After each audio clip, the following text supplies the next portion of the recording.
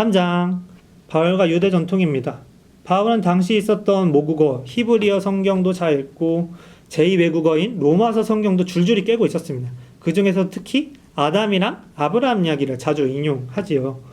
앞에서 말했던 것처럼 바울은 이방인이 유대인에게 합세하는 형국을 생각했다고 합니다. 지금 우리가 쉽게 생각하고 있는 이방인이 유대인을 대체하는 게 아니라 로마서만 보더라도 바울은 이스라엘을 포기하지 않잖아요. 이것도 뭐 역사 내에서 내내 논쟁거리라고 하긴 하는데 깔비야, 갑자기 엄마가 보고 싶어져. 이렇게 바울이 하나님한테 뒤통수를 빵 맞고 나서 하나님에 대해 독특한 해석을 전개해 나갔다고 합니다. 하지만 여전히 바울은 유대교적 성경 해석 전통 아래에 있었다고 해요. 어떻게 바울이 이런 일이 가능했을까요?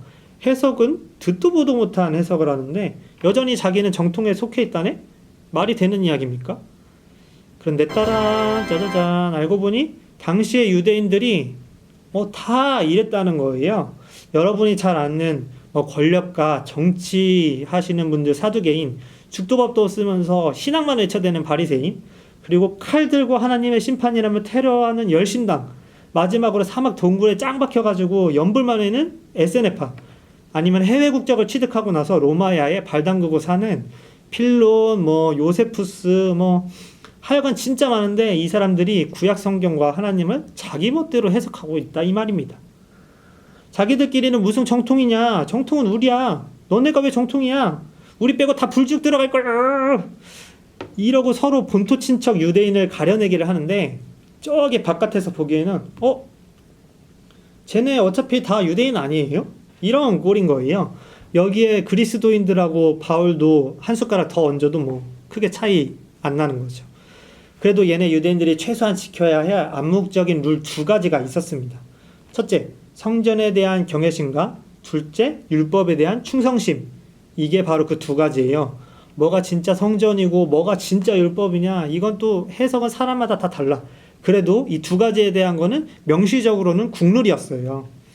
또 세부적인 거는 다 달라도 우상 숭배하는 로마 종교 행위에는 참여 안 하고 음식도 우상에 바쳐진 거라고 까다롭게 먹고 또 남들은 쉬는 날 없이 맨날 막 일하는데 자기들끼리 막 7일에 한 번씩 또 쉬어. 로마에서 단체 목욕탕 가보니까 미개한 유대인 촌놈들이 전통이라고 할례까지 했어. 또 결혼도 자기네들끼리만 해. 이러니까 이런 것들 하는 사람들 까보면은 10명 중에 8, 9은 유대인이다 이런 소리가 되는 거죠. 근데 바울이 말한 거 생각해보세요. 할례도 필요 없어. 음식도 필요 없어. 안식일 굳이 중요하지 않아. 중요한 것은 예수님의 부활과 십자가, 하나님 안에서 새 창조되는 것, 이런 뭔 소린지 알아듣지를 못할 말을 하니까 사실 유대인들끼리도 야 아무리 코에 걸면 코걸이고 귀에 걸면 귀걸이지 야 저건 유대교가 아니지 이렇게 받아들일 수밖에 없는 거예요. 그래서 나중에는 결국 유대교와 그리스도교도 서로 헤어지게 됩니다. 어쨌든 바울은 지금까지 말했던 유대교의 유들이 있는 해석 전통 덕분에 자기도 급진적으로 해석할 수 있었을 거란 거죠.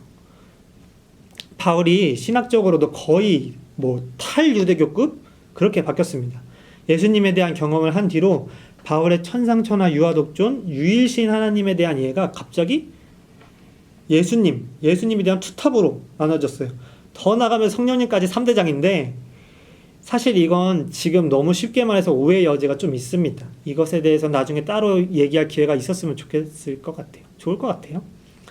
그리고 이스라엘과 세계 역사가 완전히 다른 관점에서 이해되게 되었는데 언젠가는 오겠지 하는 이 종말이 예수님이 오신 지금이 종말이다. 이 종말은 계약금과 같이 미리 받은 것이라는 의미와 아직이라는 뭔 소린지도 모를 종말론을 가지게 됩니다.